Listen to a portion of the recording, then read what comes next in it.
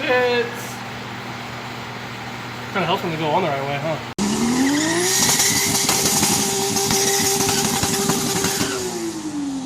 Alright, what's going on everyone? Well, today we will be working on the 240.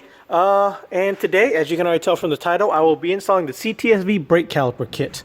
So, obviously, once you order the kit, they're going to send you a tap, the brackets, and the M14 nuts and bolts that you are going to need. So, first you're going to want to start off, the instruction says you're going to want to tap the bottom, right there, the bottom slot, closest to the ground. So all you gotta do is insert the tap, make sure it's as straight as possible. Now if you don't have like a tap kit, I have a 9mm and that fits perfectly over this. So to make sure this is perfectly straight, I'm gonna go ahead and hand the phone off to my cameraman and then show you how it's done. Once you get about halfway through, it becomes a little bit easier. I don't know if I mentioned it before. If I do, I'm doing it. Make sure to start with the bottom one. The one closest to the ground. You do need a 9mm, but you also need another one to keep even pressures. I didn't have two 9s, so I took a 10 and used this 12-point N, and it works just the same. So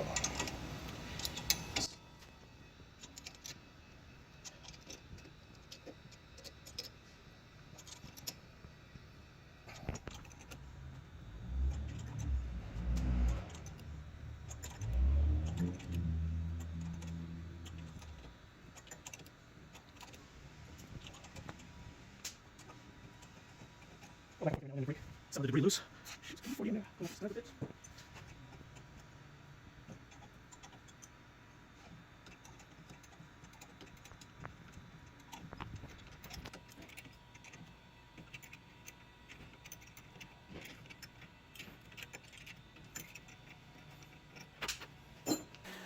Alright, so once you finish up the bottom, obviously you're going to want to clean out some of the debris and then test it out with the bolt. There you go. Took a little bit of time, but patience is key.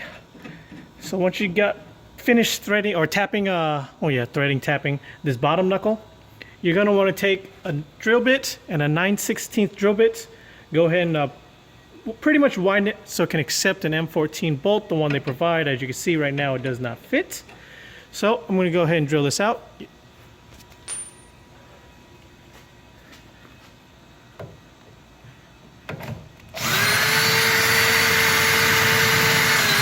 Alright, once you have your top one drilled out, you're going to want to take the bracket. It's going to be facing this way. You're going to take the short supplied nut and bolt. I'm sorry, washer and bolt. And then washer's right there, if it just focused. There you go. You're going to take it, put it into the one you just threaded in. There we go. Alright. And then, just kind of leave it loose so that way once you get the caliper on, you can go ahead and mount it. So what I have is, I have Mark actually with the calipers. There is a part that needed to be grind off a bit because it does rub up against here. So I gave it to him, he's at his shop, he's actually on his way back. So once he gets back, I'll show you where to grind and then I'll show you where to bolt it up. Okay, so now once you have your brackets mounted up, you're gonna want to grind. Ooh, focus. There we go. Nope. Does me moving it a lot help? Oh yeah, that. There we go. All right, so you're gonna want to grind well.